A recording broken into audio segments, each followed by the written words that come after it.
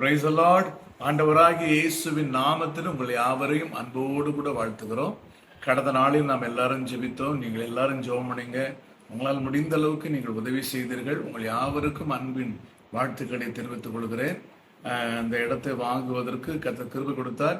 அதிலும் இன்னும் பல பிரச்சனை சிக்கல்கள் இருந்தாலும் நம்மை எழுப்புதல் ஜெப மையம் கட்ட வேண்டும் என்ற மிகுந்த ஆர்வத்தோடு 120 ஜெப பங்காளர்கள் 24 மணி நேரம் ஜெபிக்கவும், அது மாத்திரமல்ல திருச்சபை அதிலே நடத்தவும், மேலே 24 மணி நேரமும் ஜெபிப்பதற்கும், கீழே ஆராதனை நடத்துவதற்கும் ஆண்டவர் இதற்காக நாங்கள் முயற்சி பண்ணி ஜெபம் பண்ணி கொண்டிருக்கிறோம்.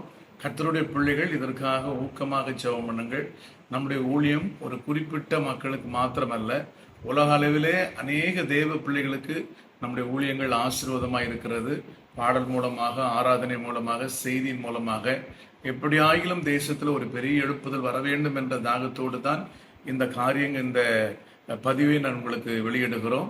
சீக்கிரத்தில் இதை கட்டி முடிக்க ஆண்டவர் உதவி செய்யும்படியாக இப்பொழுது நீங்கள் இந்த வீடியோவில் பார்த்து கொண்டிருக்கிற இந்த இடம்தான். இப்பொழுது வேலை நடந்து கொண்டிருக்கிறது, எல்லா வேலையும் நடந்து கொண்டிருக்கிறது.